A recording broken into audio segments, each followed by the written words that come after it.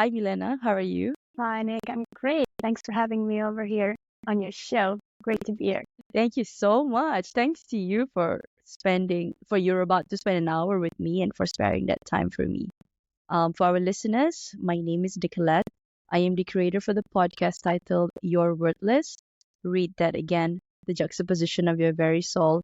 Now, my podcast talks a lot about self-worth, Milena, but I am also an avid learner of all topics under the sun. And when I read your profile, it's about charisma. It is something intangible yet very important, especially when you want to create an impact. Why would people want to follow somebody, right? And has something to do with how they carry themselves and usually that the aura, the energy. So yes, you're the right person to have on the show. So thank you. Thank you. Thanks for that lovely introduction. And I, just I, to I would that is not.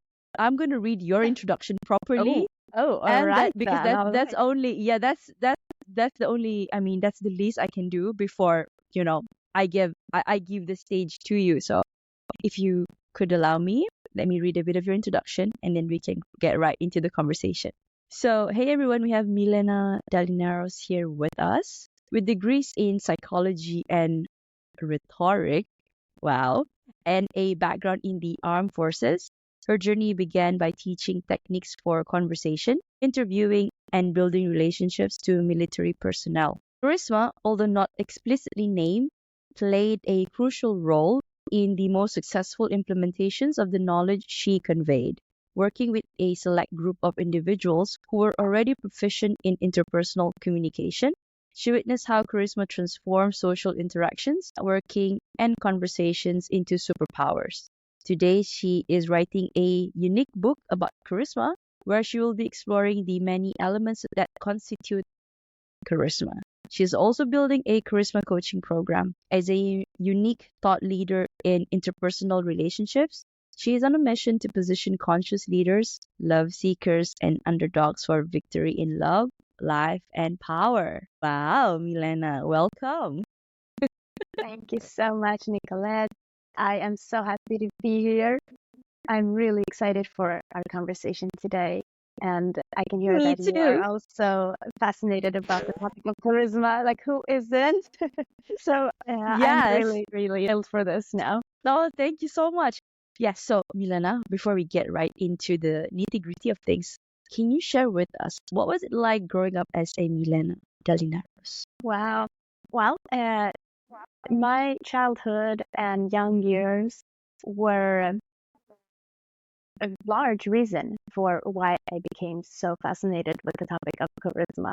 Because as a young girl, I did have it, but at the same time, I was very shy and I always felt like I needed a sense of more confidence or accomplishing something more before I could allow myself to really show myself to the world. And also, it felt like I needed some form of permission to really be my strongest and most empowered self. And somehow I hope that this would come from the outside. I hope that it would come from the external world in the form of permission, as I said, but also somebody else discovering me or somebody else giving me this encouragement of, yes, you can do this. We have put this like mark on you, like you are good enough to do what you want to do. You are good enough to shine the way you naturally want to shine. And of course, those things don't come. Yes. They never come. They come when we ourselves just go out there and behave the way we feel is authentic to us. And we seek out the things that naturally draw our interests and passions. So, that being said, I had a happy childhood because I did have those communities and those groups of people and those friends where I felt that I could be myself. What I'm talking about is the difference that I could feel between those authentic and loving communities and the external circumstances where I felt that how is it possible that me, the same person who sees and observes all of my own internal experiences, can be one person in one context and somebody completely different in other contexts. Mm-hmm. And this got me thinking about like, who are we? What is it that draws out these different things from inside of us? And how can we ourselves also interact with all of these different circumstances and set the right forces into play so that we can actually be our best selves, no matter where we find ourselves, no matter what external circumstances we might be in. So yeah, that's what it was like. Very mixed and very full of a wealth of experience and wisdom. So I'm hoping to bring that to the people listening today. Now, I would like to ask, what was your journey like throughout your career and also the education that you got? Yes, so I always knew that I was drawn to topics such as psychology, human interactions, personal development, motivational psychology, emotions. And that's why I chose psychology as my main study subject at university. I also discovered rhetoric and found that this was extremely fascinating and extremely usable in so many different situations in our lives. Rhetoric and psychology became my combined degree at university. And when I was done, I was like, and I am never going to get an employment with this. That was what it felt like. Too niche. It's niche, and it's also very weird and unusual at the same time. Kind of, if you don't know what it is about, it can also be too abstract at the same time. So Yeah. I decided that I'll worry about that later because life is, happening and time is passing. And there are still some things I have on my bucket list that are important to me. And one of them was to get the military training. It had always fascinated me since I was a little girl. Me and my sister both, we were very drawn towards all of those things. So I applied and I got in and I followed through the military training. And then something that I thought was going to be a 3-month commitment, just something because it was fun and interesting, turned out to become my career. So it started as a military interpreter, but then I actually got to be teaching similar things as the ones I had learned at university when I was studying psychology and rhetoric.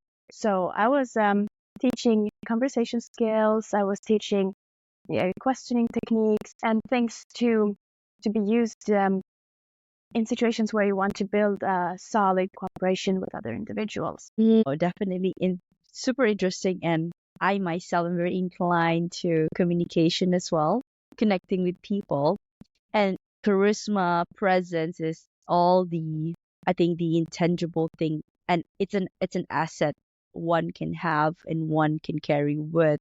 And and you are so correct, so on point on the fact that it is not acquired outside, but rather from within. And that is by standing in your own power and being authentic. And so, Milena, what is charisma for our listeners today? Yeah, so you can find a wealth of different definitions of this quality. If you Google it, if you read one of my current blog posts about the topic, I'm currently presenting a list of classical definitions of charisma. But the one definition that I have chosen to use has more of an ethereal aspect to it. It has also a lot to do with spiritual aspects of charisma, because I find that it gives a more full explanation of what this vibe actually is. So my definition is charisma is an irresistible vibe fueled by life energy and deriving from a connection to life itself. It is both an enabler and a reflection of you living in alignment with your life vision, experiencing flow in your endeavors, and attracting meaningful relationships. I love that. Thank you. That should be in the Oxford Dictionary. It should be replaced. Thank you. Who when knows, maybe it will be sometime. yeah, who knows, right? I mean, when you were saying that, I was really trying to gauge whether am I ticking any of the boxes, and you're saying, okay, Nicola, not bad, not bad. So it's rather like an assessment of myself as well when you were saying that. Well, I'm really Good. curious, and because everyone has sort of a different interpretation of these different terms that I'm using. So, for example, life energy, connection to life. I would really be happy to hear about something like what comes to your mind when you hear that. Oh, connection to life. In to me, we are all connected, and the fact that I am here right now with you and I can instantly vibe and connect simply means that I embody, if not all, to a certain degree, charisma from you, and it's an exchange of energy between you and me. And I think harmoniously with all the other things that, how do I say this? To like I live with my cat. Love that. So he is also a part of my he is also a matter in the universe. Whenever he is whenever I'm out of the house, he feels that sense of maybe loss, not loss, like longing, but when I'm back, I notice that even in the simplest things he comes to me and say, okay, I need some attention from you. That why is that? I tend to think to the littlest of details. Like I used to brush it off because you're not important. Let me do my work when I get home.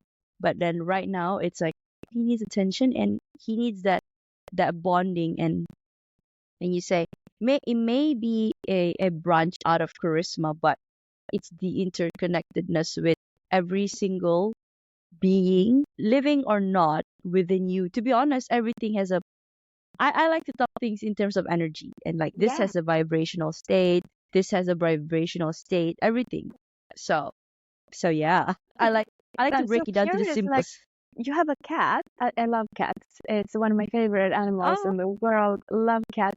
And I have a question for you. Can your cat notice, or does he express some form of behavior of noticing when you feel more or less charismatic or more or less connected with life? Can you see yeah. anything in him? Yes. So it is so fascinating that he is so intuitive, and I know, and so many I've seen this. I don't know if you've seen this somewhere, but I kind of know it. The cat is actually the reflection of the owner, to be honest. And when my sister comes over, because I only have one cat, my sister has three, comes over and said, why is he? He's like, he's the type of cat that goes to you, gets that attention, like rubs his face and everything. But then after he's done, he'll go away and do his own thing. And then when I sit and think back, I'm like, that is exactly me. And then when I feel that I need my space, when I'm sleeping, he knows to give me my space. He only sleeps by the side of the corner of the bed. But when he wants me to feed him or fill up his food tray, then he will come and start. And I Yeah. know that's the cue. During COVID times, that was at my lowest. He knows when to give me space and when to come to me. And it's so important because we feel like the world revolves around us, at least me at the time. And I didn't see that actually maybe there's a reason why God sent this cat to my life. And I need to realize that. So I got better at appreciating his presence. No, I know most, maybe not all of our listeners would relate, but yeah, he is an important everybody else, to be honest, the connection in my life that I've built so far. Yeah, So yes, that's absolutely. the long answer to your question. Thank you. Thank you. All right. So why is charisma important, Milena? Yes, so though I have my own definition, which I just presented, I also encourage everybody to explore different definitions and ultimately land in the one that resonates with you.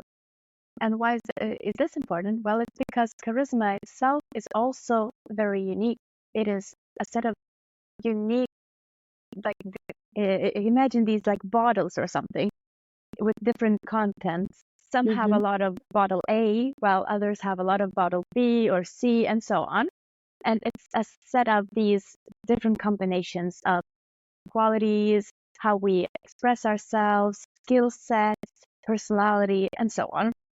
And ultimately, it will be a unique combination for everybody because we are all unique individuals, right? And Yes. therefore, it is very important to understand also that the very way we express ourselves energetically through our charisma, in our words, in our body language, in everything will also be very unique. So it's important to decide, how am I going to explore my own charisma? And the definition is an important way into our very exploration of these qualities within ourselves. So it is important to know yourself. Charisma is a way to gain a lot of very valuable insights about yourself. That is one reason you will get to know yourself better. And that is also the first part of my own motto, which is know yourself. The next one is grow yourself. So know yourself, grow yourself. And why is this important? It's because to be truly adept, we need to mirror the very essence and state of life itself. And life is always expanding. The universe is always expanding and growing and going through different states of growth, renewal, like shedding the old, as a snake, for example, shedding the old skin because it has become too big for it and the skin has become old and doesn't suit the new needs of this animal, and so on. So we can draw inspiration from nature, from the universe, from whatever we ourselves can connect with and relate to understand how growth will be important in our own lives. But we need to grow, because if we don't, it means we are stagnating. It means that we are missing out on opportunities our very essence longs for. We have this drive, this curiosity to understand ourselves better. And how we understand ourselves better is usually through growth. And the third part of my motto is, so the first one is know yourself, grow yourself, show yourself. Number 3 is show yourself. And that means showing up authentically as your true self, as the one you want to be. Maybe also drawing from the future, from the desired version of your future, some of the qualities you don't think you already have, but if you just know how they look in the future, you're able to draw them from the future into the present. And also, with all of you, show yourself, not just the pretty, beautiful, accepted, conventional part, but also the ones that you might feel are too much, or the ones that are unusual. You are a full human being. You're not just, this little package perfectly packaged into a frame or a box that is accepted by society. That is not your full expression of yourself and your life. And as often as possible, I would encourage people to strive to be their full selves and also show this to the world. Because when we do, that is when we ourselves feel at our best, at our most powerful and empowered. But it is also the most inspiring we can be to the people in our lives and to the new people coming into our lives, and others who will resonate with this because they themselves recognize something in this full empowered version of us that they themselves also have. And that is the spark of a new connection, whether it will be as a new friend, as a partner in the future, or maybe a colleague. It can be anything. Maybe just as someone who in the future will decide to read my book because we are connected already because of something, because I am choosing to show myself. So the third one was that, show yourself. And ultimately then the fourth one, connect to yourself, to other people, the right people, your people, the ones you actually want in your life, and to the world, to the universe, to source. You're dropping a lot of golden nuggets there, and certainly a topic that I really, really love. Spirituality, universe, everything connects. It comes full circle. And when you said the showing up and the building of the connection, it's funny because when you are authentic, the people that are not so authentic that used to be in your life, they normally fall out of your radar. And that's when you are in your attraction mode. You attract your tribe. the ones that's vibrating the same Yeah. frequency as you are. And that's Vibrational match. where, exactly. And that's where the connection is, the new connection can be sparked, be it romantic, be it Yeah. non-romantic. It stay for a while because of the need for you to grow within that level. And then when you need to grow to another level, the same people may or may not stay there. And Yeah. again, I think, yeah, that's why it's very important to start with you. And that's by knowing yourself, looking within instead of going outside externally for validation. Totally. Thank you. Thank you. What are some of the things that dim our light? Yeah. So this will also be different, obviously, for different individuals. But some of the most common ones that I see all around are dress. That one is a Mm, huge one because right? it is so Yeah. hard to get out of it when so much in society is encouraging us to be in a state of stress. This might sound weird that I'm saying this because I also simultaneously hear a lot of people who are actively advocating slow living and, taking care of our physical, emotional, psychological well-being, self-care. So there are those people, thank goodness, that are talking more and more about this topic from a solution point of view, which is amazing. But for a very long time, the last decade or a couple decades, I would say, it has been in to be very busy, to be extremely Hmm. hardworking, and almost having this pride in struggling and hustling has been a really I big was just about to say that misfall. hustle and grind. Hustling, grinding. Yes, there's nothing wrong with being very ambitious, having very high goals for yourself and high standards. I know I have extremely high standards for myself, and I'm actually very happy about it because these standards and these goals are a big reason for why I am so fascinated about growth and I am so determined to do what is in my power to reach my goals. But why it is working is it is because they are my goals. I have chosen them for myself. I feel completely autonomous when I'm working with them. So my internal motivation is so high that it fuels me and it doesn't feel stressful. It just feels amazing. And I also am good at keeping it at a balance. For example, yes, sure, I wake up very early in the morning and the first thing I do is I work on something regarding my own goals. But I don't keep doing it the whole day. I just know that the early morning is the optimum time for me when I can do it without any distractions and when I am the most focused and right after sleeping having these new ideas that have almost been downloaded into my subconscious because I have had a good night's sleep. So I need to just take this download and make it tangible through my taking action in working on my goals. But I would not feel good if I did this throughout the whole day, every day, never giving myself a moment to rest and breathe and reload. And I'm good at Hmm. doing that as well. So it is okay. But uh, for example, if our goals are not actually our own goals, but they are coming from the external world, they are other people's orders placed upon us, you could almost say, then it's hard to maintain an internal motivation as your fuel. And it is also hard to know when you have actually met the standard unless the person in charge is very good at being clear about what is expected of this person. So unless that is in place, it can be very stressful to have all of this, do this and do this and do this and not seeing when it's going to be done and finished and at the level To that his or her standard. Mm. yes, yes, yes.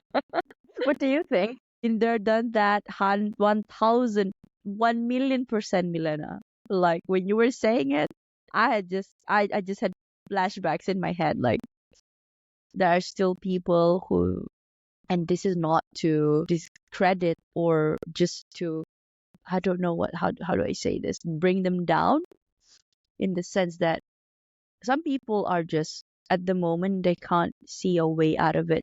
just yet, and maybe they think that this is the right way of living, and they tend to get stuck in that rather than, and also that there's that fear that if what if I show my true self, it is not going to be accepted by the society. um and it's sad, but it's also exciting times. Why I say that, it's because a lot more people are waking up to that, through, I think, the consciousness as a collective. We're rising slowly but surely. And also, you and I, who thought we could have, we're talking about this, right? Like we never thought about this like 2 3 years ago, not 1 year ago even. And here we are talking two different continents, It's and we're actually talking about, amazing when you think yes, about it. I'm so happy. It's exactly. amazing. Me too. Me too. And and when I think about that, I before I used to drive myself to the point of what can I do to help? And then I'm like, you know what? Don't stress yourself out there and say that you want to change the world. You will, but first you gotta change yourself. You gotta look within and study that and start from there. Impact the person next to you. If you can impact one person or just show up for yourself, the most authentic version of you, and just keep on walking with that. And then soon enough, some may come up to you and say, "Oh, I like that. I like what you're doing." Some may just be at the corner lurking, like, "Oh, how is he or she doing it? Maybe I should try it." You know, it can be direct or indirect impact. So, I think it's super important that we just, uh, just be that. You don't have to think about, yeah, the end goal is to raise it, but then if you start with that one step, it will happen. If you think back to what I said, know yourself, grow yourself, share yourself, connect. We are Mm-hmm. already at step 4 now in this moment where when we're talking about these things, we have done the work of, Exactly. and we're Exactly. continuously doing the work of getting to know ourselves, and we Yeah. continuously put ourselves in these situations where we grow in a way that is challenging and expands our comfort zone, yet Mm-hmm. feels safe because we are doing it in an authentic way within the presence of good people. We are Yeah. showing ourselves to each other, but also through this conversation to all of your listeners and everybody that will hear about this from me. We are connecting and also helping others to connect. And I'm so grateful to be having this opportunity to be able to do this together right now. It's amazing. I just had chills. Likewise, Milena. Moments like this is where I think to myself, Nicolette, you are on the right path. This is what you signed up for. This is what you're called to do. So keep doing it. Keep expanding. Keep growing. Keep Yeah, learning from people. sounds like a great plan. Love it. Now, Milena, how can we start elevating our charisma? Yeah. So, well, it goes back to the know yourself again. I would say try to, when you become aware of, like, okay, charisma is something that I actually am fascinated about. And you also decide, yes, this is something I want to elevate. So, okay, you're already there, right? Start to work on how you decide to make this definition truly yours. Start to think back on who are the most charismatic people according to what I think is charismatic, and why do I find them charismatic? How do they make me feel? And start to Yeah. find ways, also situations where you feel that you are more charismatic, and also identify the situations where you feel that you are less charismatic. This is all part of becoming the most aware about what you perceive as your current level of charisma. And this is something you can also do regarding the different aspects of charisma that are important to you. So, for example, it can be confidence, it can be your ability to be present in the moment, your skills as a listener, how you feel in different types of social interactions, and just rate yourself on a rating tool that feels meaningful to you. It can be a scale from 1 to 10, 1 to 5, good, medium, or bad, or whatever scale that works for you. And do assessment when you start this work as something intentional, and then keep expanding your awareness about these things throughout a certain time, and you will find that there are loads of opportunities in your everyday life, from the moment when you're standing and doing your dishes to the moment when you're, for example, sitting with your cat or you're with your family, with friends. Throughout your normal life, there will be so many opportunities where you can get to know, like, there was an opportunity to do this thing that I am doing in a more charismatic way, according to my own definition. So, for example, for me with the dishes, it would be that I would actually, not every time, obviously, because sometimes I prefer to maybe listen to a podcast or whatever, but actually make it into a mindfulness practice and really being there and connecting with the fact that I have senses. I can feel the water, I can see the soap bubbles, I can feel the heaviness of the plates and the cups, and just really connect with as many senses and awareness and mindfulness with this moment that is happening here and now. Because if you can practice to do that in these mundane situations, you will also raise your ability and efficiency at being more present in other situations. For example, high stakes situations where you need to really be listening to what another person is saying to really connect with this person. Or when you're doing something in, say, you're an athlete or something where you need to perform in a certain way, and being able to really draw all of your mental resources, all of your cognitive abilities to the present moment at will is a really powerful skill. And that is also something that sets extremely charismatic people apart from people who are distracted by their worries or plans for the future or reminiscent thoughts about the past. So they can, from thinking about whatever, they can simply draw their attention, that is basically your attention, into what is happening right here and now. And that in itself is a superpower. So that is one way, as one example, you can start doing already, starting today. That was like music to my ear. Thank you. Because I think you hit all the points right there when you said just by drinking coffee. This is not coffee, but then just by drinking, you can first use your sense of smell, and that's why when people breathing exercises, like feel it going through your nostrils and into your lungs and expanding. And I didn't understand that before, but I understood it now, like how important that is. When you are able to direct your focus, just be there at the very essence of this thing that you're doing. When you are faced with something, a crisis that you have to manage, like you said, high stakes, anything that's being thrown at you, be it good or bad, you can now bring it down to ground it and start to break it down and say, okay, how am I going to present myself when I am dealing with this? And often when you have enough practice on meditation and mindfulness, it becomes just like that. He or she is coming at me with this situation or problem. They may be happy. You don't even need to think. You just like, I'm so happy for you because it's the energy. And when some person come to me and say, you know what, Nick, I don't really feel so good. This happened. Empathetic. Yeah. Why? Tell me. Sit down and actually say, what happened? Tell me.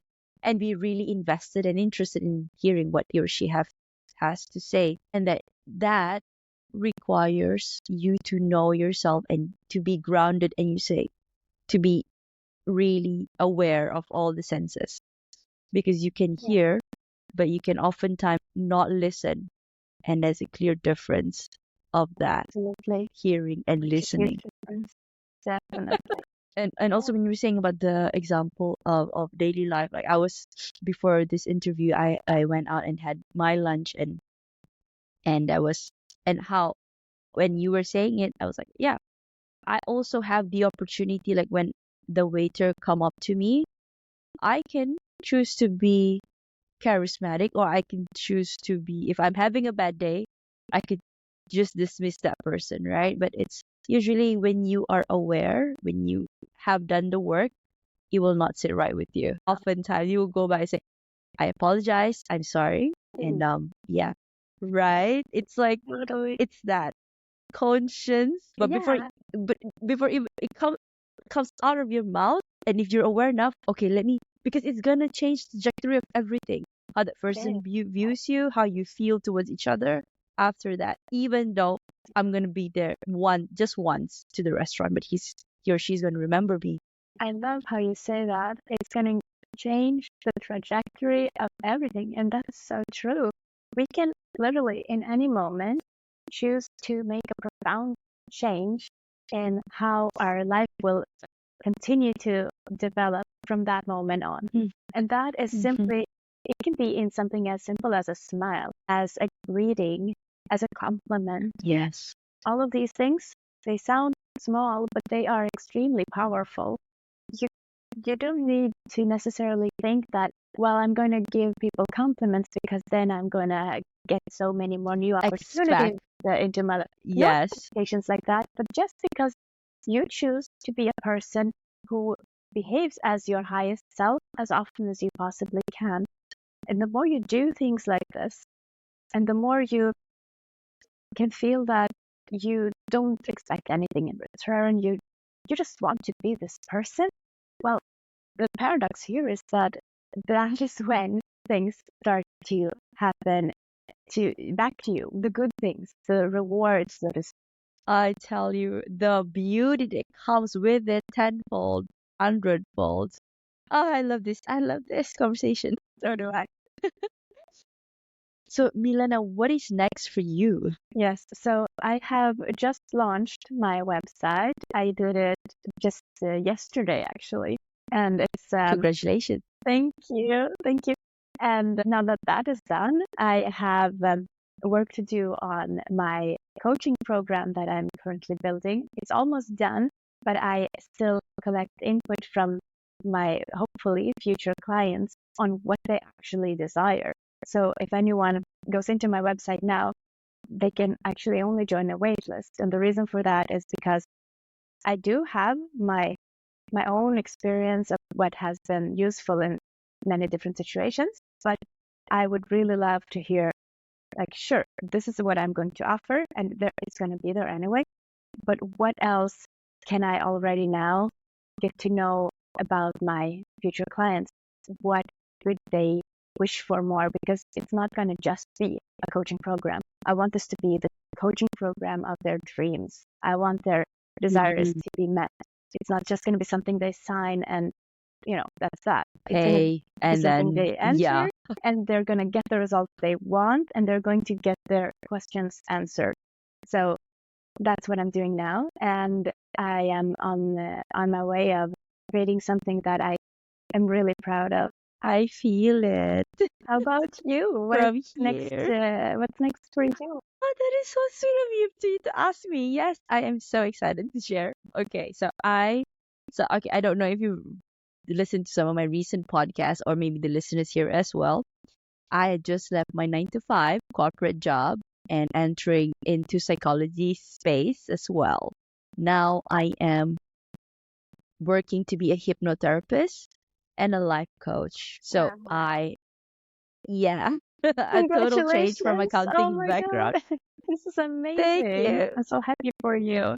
Thank you so much. And yeah, it's like it's my calling. Like I haven't gotten it all figured out, Milena. Of course, when we were talking just now, like I used to have that fear, but right now, I'm gonna keep my head down, do the work, be intentional, no expectations, and trusting Yes. in the source, in the universe, that what I do, my way will be shown. I may not know 100 steps in front, but at least I know the next 2 to 5 steps. And I am excited. So you just got your website out. My website is still WIP, but it should be up soon by the time this airs. Fingers crossed. I, you know what? I just had a crazy idea. Maybe once, because I'm also in the midst of building my coaching program. Maybe we should collaborate sometime in the future. Yeah, definitely bringing a hypnotherapist onto one Yeah. of the parts of the program. That You would know be like, what? wow. You know what? Yes. again, I had a inkling because I've always wanted to create a retreat. We could even collaborate maybe sometime in the future, next year or something, because I had that in mind. I don't know why there's this download that you just have to do it next year. I don't know why it's specific September, but then yeah, fingers crossed September, and then we could collaborate and then build our program together. Absolutely. So awesome. That is going to be amazing. Yeah, I want Yeah. to keep this conversation going, definitely. Definitely.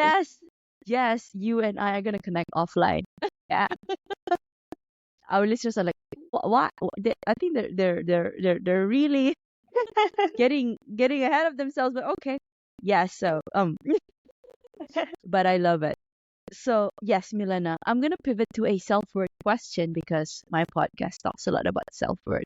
So I ask my guests one question each time they're here. So the question for you: many people struggle with feelings of worthlessness at some point in their lives. What are some common triggers for these feelings, and how can individuals cope with them effectively? So, from the lens of charisma, I can say that there was a time in my life when I did not feel that I was at all the person I wanted to be, but also not the person I was expected to be, and I did not fit in. And that led to a lot of mean self-talk, like really, really mean self-talk. And first of all, mean self-talk does not help. It does not help. It just puts the blame on you while probably you're not to blame. Not that I'm saying that anyone else is to blame either. The thing here was that I was in the wrong type of situation for me.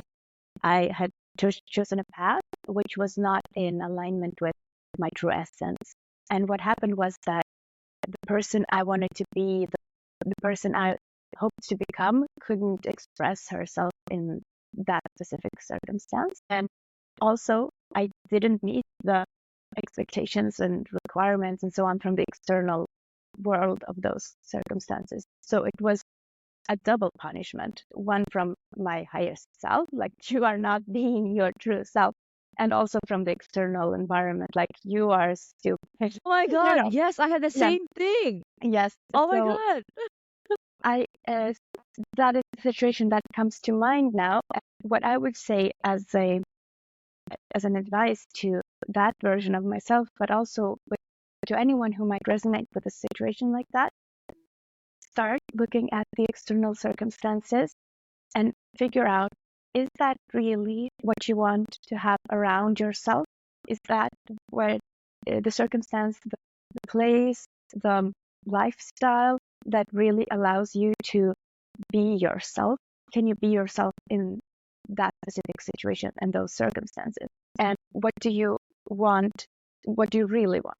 Like, is that, if that's not what you want, then what is it that you want? Maybe you don't know, but if you know that that's not what you want, that is a perfect opportunity to start to expand your circumstances in any way you can. Like, for example, if that is your job, maybe you can't just leave it from one day to the next and become unemployed, and that could be a real bad consequence for somebody. But in time, you need to leave that job, and until you can do it, you need to try and, as much as you can, shift your perception and maybe who you talk with inside that job until you can go to something else. But even though you might have it and it takes up a certain amount of time per day, the free time that you have, you need to start directing it towards things that give you meaning and that feel rewarding and in alignment with your true self. And in any way that you can, you need to start expanding those parts of your life as much as you possibly can. That will spill over into a good mood, and you will show up differently to the job that might not feel so good at the moment, but that will have a positive effect also in that job or in that whatever situation it might be. That does not mean that you just pretend everything is fine, because I'm not such a big fan of like positive mindset will solve everything. No, Toxic positivity. You really need to make a real change. You need to remove yourself from that toxic environment. Yes. This is for the situations where it doesn't happen overnight. And You need to just survive for a period of time until you can make a big step to really change it.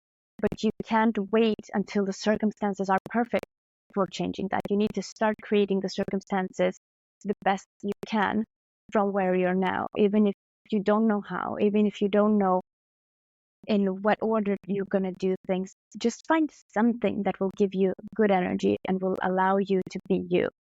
And that will be the first step. And once you've taken that first step and once you've started to receive that energy, then you will know the next step and the next step after that. That is my best answer that I can give for a situation like that at the moment. But I will try to come up with more things, and probably we can discuss more and share more with your listeners in the future. I'd love that. Oh, I love that. That was more than enough. Thank you so much for being so candid. What is your heart's greatest wish? Wow. My heart's greatest wish is to see more of the world. I love to travel, and since before COVID, like a couple of years before COVID, I haven't really traveled anywhere outside of Sweden. And okay, sure, I've discovered lots of extremely beautiful places inside Sweden, which I'm really grateful for. But I miss, the tropics, and I miss snorkeling with colorful fish and coral reefs, which I actually did in Malaysia, by the way. No way. Yes, I did. I did, like a decade ago, but still, it was wonderful. So beautiful. Please come back. Yeah, definitely. I will come back. No question about that. I will, yeah. Whenever I've made a connection in Sweden. So yes, if I'm You're welcome over here there as well. I think you'll appreciate some of the parts here. Yes. I think so. I've heard beautiful things, and I've seen beautiful things about Sweden. So I cannot wait. Fingers crossed. Right now, I am making my trip to the US for the first time in September. Wow. So I think Europe would be next. I just want to build my connection. I just love talking to people, and I don't know, as in when I talk to you, like I have these ideas and I want to do in my head. I don't know how I'm gonna do it. I have an inkling, but then I'm gonna trust in the process, because I think an idea, when it's presented to you, there is a reason why it's presented to you. It's because God or source or higher power sees it that you can execute it. Yes, So why you're not? entrusted with it. Thank you. Do you have a mantra that you live by? Can you repeat that? Do you have a mantra that you live by? A mantra. Well, I thought that my motto was kind of like my mantra, because this is something I've been living by. Know yourself, grow yourself, show yourself. But when I really think about it, is I am.